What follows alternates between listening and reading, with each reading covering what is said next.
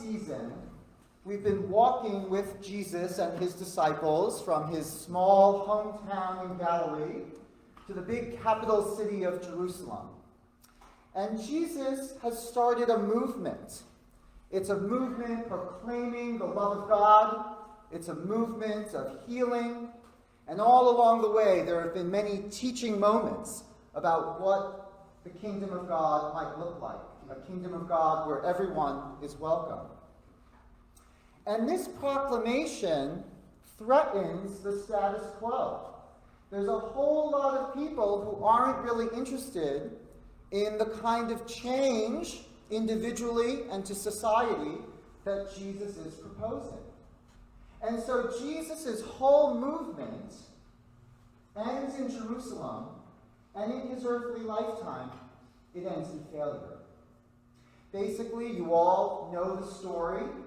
Jesus has threatened the status quo, and the leaders of society conspire together, and with the help of one of Jesus' best and closest friends, who betrays him, Jesus is arrested at night, brought to court, and in a sham trial before Pontius Pilate, is found guilty of sedition.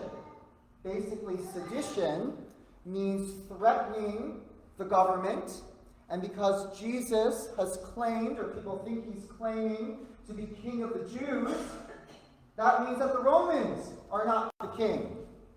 And so he's found guilty, and he's sentenced to the worst possible kind of execution, which is death by crucifixion. That's how the movement ends, at least according to the story that we read today. And so the question is, why do we have this buzzkill holiday of Christ the King, right? Right when we're about to enter the Thanksgiving season and Christmas, what's going on here? Well, the church is trying to remind us of what is at the heart of our belief. Who is God? How is God revealed? And maybe most importantly, how do we participate in the life of God? So it's called Christ the King. And so when we think about kings and queens and monarchs, what do we usually think of? What was that? The royals, yes, I'm going to come back to that. And what kind of characterizes the royals? What sort of virtues or qualities do we like our kings and queens to have? What was that? They're what? They're steady. They're dignified. What else? What was that? They're wealthy. They've got a lot of power, right? Kings, almost by definition, have power over other people. Now, how many of you are watching, if you like the Royals, the new season of The Crown? Betsy, you knew I was going there, right? No, that's fantastic. I'm on season 5. Anybody else watching The Crown, or have you watched it? Betsy, at least. Okay.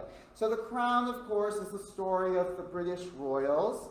And even though the British royals don't have absolute power, right, they've got a lot of soft power. They're sort of like the original influencers, if you know about influencers on social media. And basically, yes, all those qualities, dignified restraint, stiff upper lip, right, not showing too much emotion, being very stoic, a lot like New Englanders, I think, right? That's sort of what kings and queens are supposed to do, because it all contributes to the sense of power. All contributes to the sense of power. But Jesus, especially in this feast, it's not about power. He's crucified. He's a naked man crucified on a cross like the worst criminal. And so this feast is showing us that God is not about power. God, in fact, is about vulnerability. Vulnerability. And all of Jesus' life and his ministry and even his death, it's about God being revealed in vulnerability. So think about, for example, where Jesus' life starts off. Right? It's a naked infant in a stable. And we all worship that image at Christmas, right? And this is where it ends. It's a naked man on a cross. And the crucifix is the central image of Christianity. Powerlessness and vulnerability is the central image of Christianity. Now, when we think about God, we tend to think that God is all-powerful, mighty, that God is going to save us from our trials and tribulations. And that's true. But it's also true that God suffers with us. Think about that. God participates in our life, in all of its messiness, in all of its hurts, and God too experiences that. That's what the Feast of Christ the King is all about. Think about the start of Jesus' ministry, his baptism. Again, he's naked. He goes to the river, strips off his clothes, and gets baptized by John. And it's important to note that baptism is receptive. Jesus is not doing anything. He's not saying anything. He's allowing himself to receive. He's allowing himself to receive from John and ultimately from God. And what is the message that he receives from God in his baptism? What does God say? The heavens open, and what does he hear? Yes, you are my beloved, in whom I am well pleased. You are my beloved, in whom I am well pleased. Not anything that you did or didn't do, just as you are created, you are my beloved, in whom I am well pleased. It requires vulnerability to be able to hear those words and to live a life that receives love and gives love back. Now, it's kind of countercultural because in our society, everything sort of tells us that you've got to protect yourself, right? You've got to be strong and have thick skin and build walls so that you are not hurt or wounded. But the whole Christian message is a corrective and antidote to that, because it says if you want to be truly alive, you have to love. And to love, you have to be unguarded and vulnerable. And so that's what baptism is all about, and that's what we are celebrating today. My parishioners know that my favorite theologian is Richard Rohr. He's a Franciscan friar, and this is what he says about baptism. We can't start a spiritual journey on a negative foundation. If we just seek God out of guilt or shame or fear of not going to heaven when we die, we won't go very far. If we start negative, we stay negative. We have to begin positive by a wonderful experience, by something that's larger than life, by something that dips us into the depths of our own being. That's what the word baptism means, to be immersed or dipped into. Until we know we're a beloved son or beloved daughter, or even just beloved, we have no good news for the world. In his baptism, Jesus was dipped in the unifying mystery of life and death and love.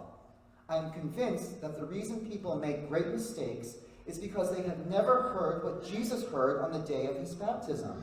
They never heard another human voice, much less a voice from heaven, say to them, "You are a beloved son. You are a beloved daughter, and in you I am well pleased." If we've never had anyone believe in us, take delight in us, affirm us, call us beloved, we don't have anywhere to begin in order to live a life of love. The word has to come from someone greater than us. That's really a parent's and a godparent's and a community's primary job, to communicate to their child and children that they are beloved, eternally existing children of God. And the only purpose of the gospel, and even religion, is to communicate that one and eternal truth. And I think basically deep down, we all know that. Despite all those protective layers that develop, deep down, we're all yearning to hear that. We're all yearning for that word of love and intimacy, as hard as it may be.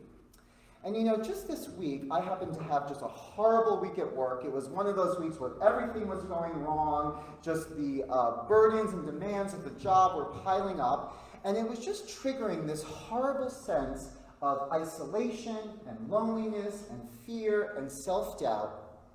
And I had this enormous desire just to hold somebody's hand.